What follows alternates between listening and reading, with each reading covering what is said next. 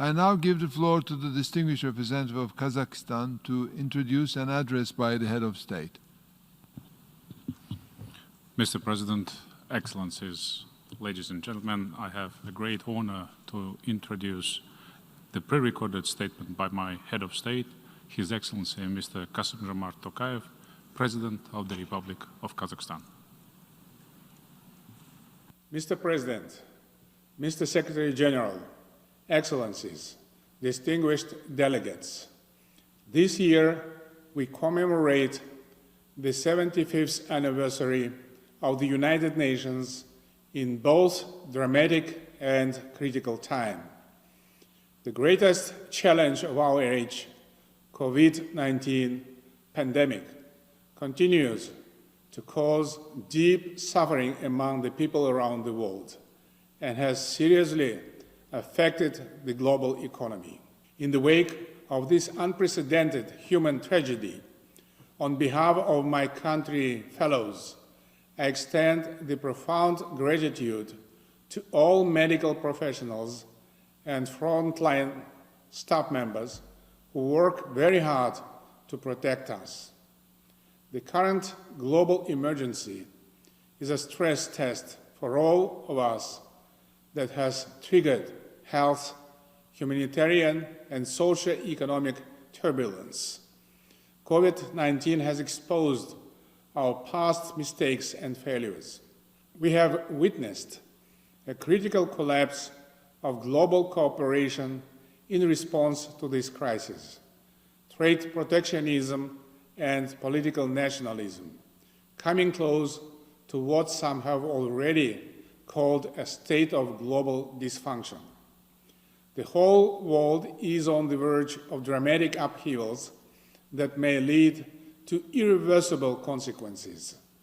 Lack of mutual confidence, misunderstanding of international competition, trade wars and sanctions really undermine the prospects and hopes for a better world. Let us be frank. In the post-Cold War world, we largely missed the chance to build a truly just, people-centered international system. The fate of our future generations depends on the understanding of this reality, primarily by us, the leaders of states. Therefore, it is our moral obligation to reflect on the paradigm of building a new world. Now we are in a make-or-break moment for the humankind. Born a century before the UN establishment, a great Kazakh poet and philosopher, Abay, proposed his own formula on global interaction. Адамзатқа не керек? Сүймек, сезбек, кеймек, қарекет қылмақ, жүгірмек, ақылмен ойлап, сөйлемек, which means all that the humanity needs: love, compassion, bold actions, deeds, and thoughtfulness. In this context, allow me to share some points on our collective response to current challenges. Mr. President, right after the coronavirus outbreak, the UN's various funds, programs, and agencies have stepped forward to combat the crisis. However, the international community obviously needs to do more. Firstly, to build a strong global health system, priority must be given to upgrading national health institutions through timely and coordinated support from developed countries and UN agencies. Secondly, we must take the politics out of the vaccine. It is not too late for reaching a COVID-19 vaccine trade and investment agreement that would protect global production and supply chains. Thirdly, it may be necessary to revise the international health regulations to increase the World Health Organization's capacity and to develop national capabilities in preventing and responding to diseases. Fourthly, we suggest that the idea of a network of regional centers for disease control and biosafety under the UN auspices be closely examined. Kazakhstan stands ready to host such a regional center. Last but not least, in light of the global pandemic, launching of a biological weapons control system is becoming more acute than ever. Kazakhstan proposes to establish a special multilateral body, the International Agency for Biological Safety, based on the 1972 Biological Weapons Convention and accountable to the UN Security Council. Distinguished delegates, we need urgent, concerted efforts for a truly global economic recovery. I join the Secretary General's call on a rescue package amounting to 10% of the world economy and share his view that the response to the pandemic should be based on a new global deal to create equal and broader opportunities for all. We believe that the suspension of debt repayments by the poorest countries will help reduce uncertainty. International financial institutions need to implement innovative solutions like debt-to-health system swaps. I hope that the upcoming high-level meeting on financing for development will produce concrete measures. Landlocked developing countries have been particularly hard hit by COVID-19, which has severely damaged trade and supply chains. As the current chair of the LLDC group, Kazakhstan has proposed a UN roadmap to reinvigorate implementation of the Vienna Programme of Action. The highest expectation of our people is practical deliverables within Agenda 2030. We need prompt and well-coordinated steps to get back on track for an accelerated SDG decade of action, probably the most critical decade of our generation.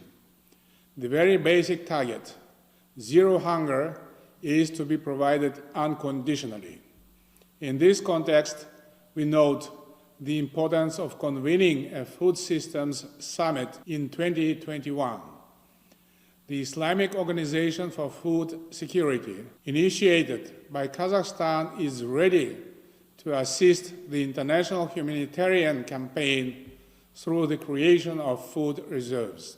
We should renew our commitment to leave no one behind, especially women, youth, children, elders, persons with disabilities, disproportionately affected by the crisis.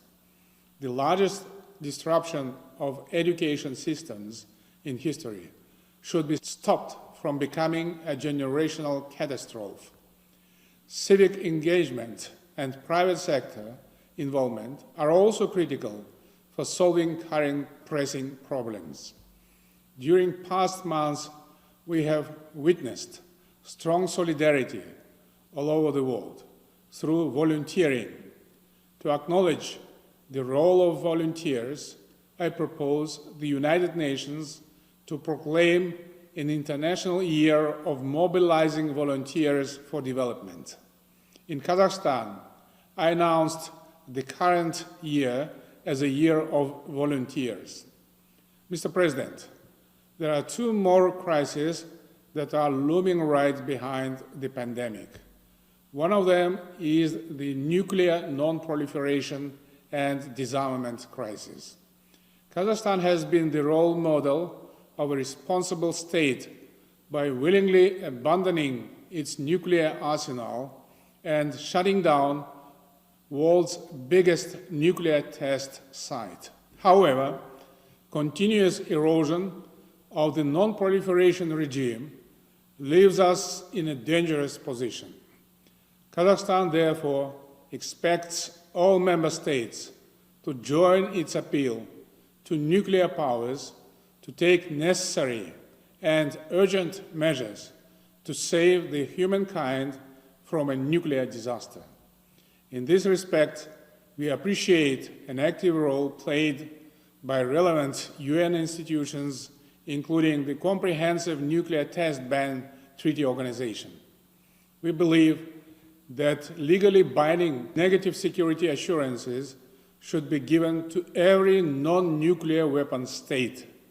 That's why we urge all P5 countries to ratify the respective protocols to the Nuclear Weapon-Free Zone treaties, including Semipalatinsk Treaty.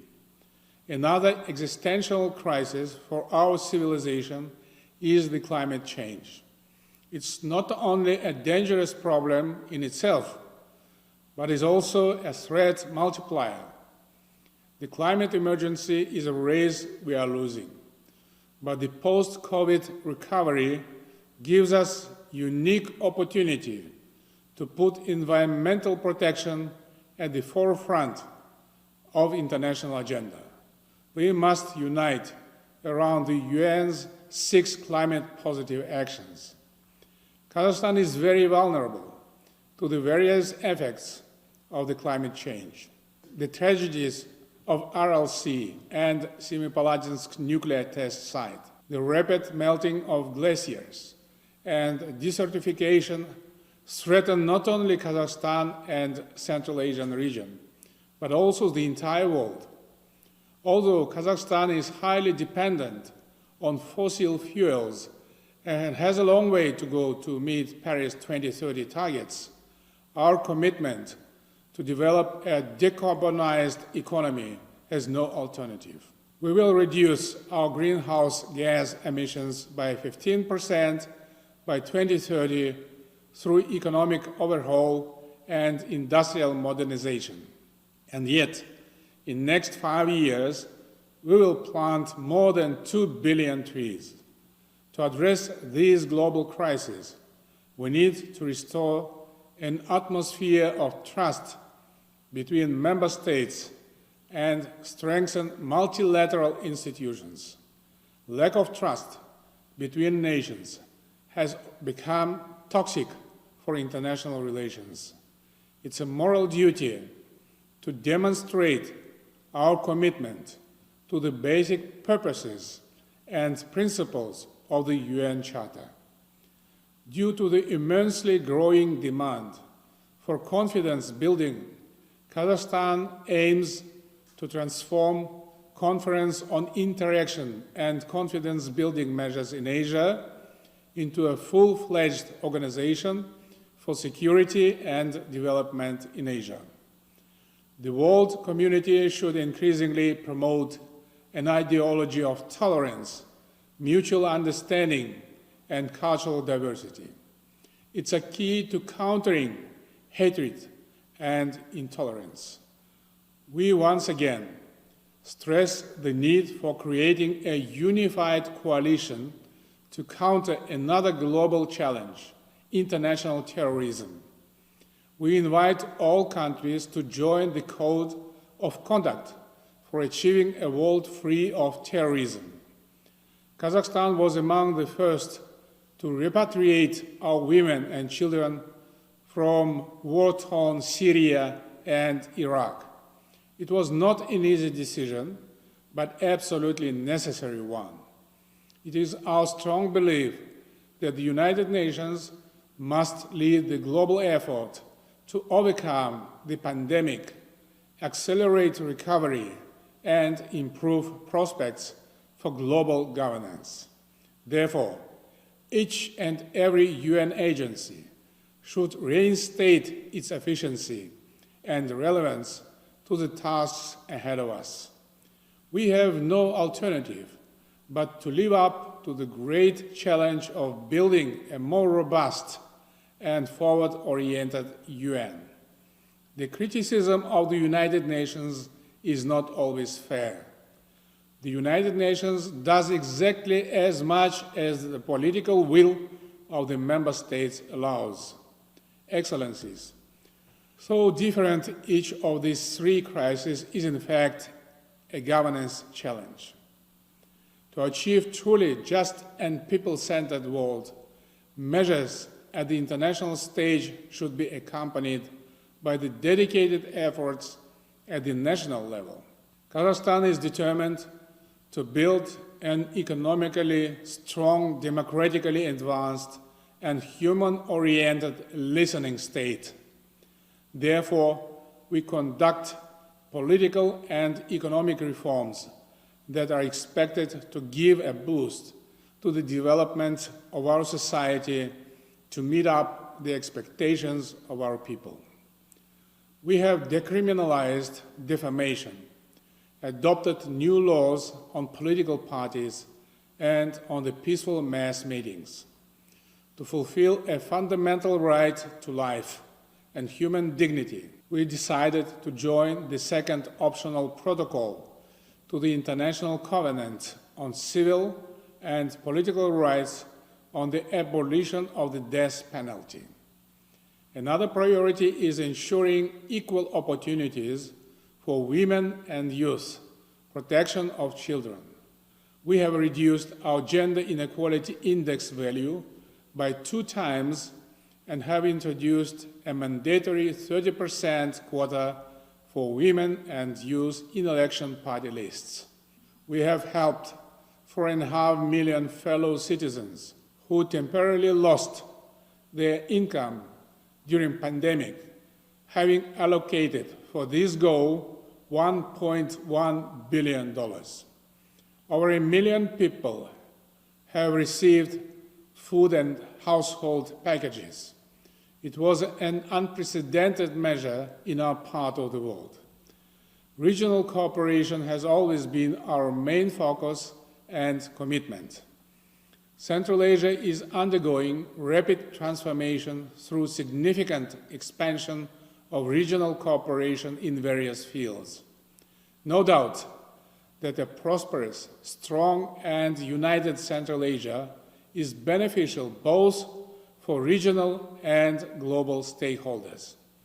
As to regional stability, the rational use of transboundary water resources is instrumental. We thus propose the establishment of a regional water and energy consortium. To coordinate development agenda in the region, we intend to institutionalize UN-led regional SDGs Center in Almaty. Mr. President, we must remember that in crisis comes an opportunity. We can build back for a better, greener, more efficient, fair, and inclusive world.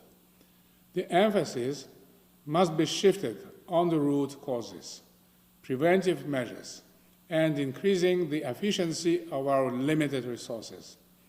All the efforts should be guided by the moral imperative to put people first.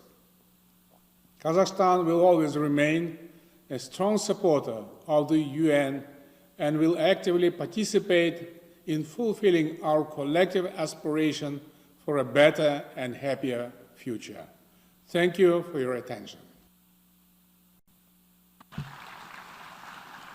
On behalf of the General Assembly, I wish to thank the President of the Republic of Kazakhstan for the statement just made. I now give the floor to the distinguished representative of Saudi Arabia to introduce an address by the head of state.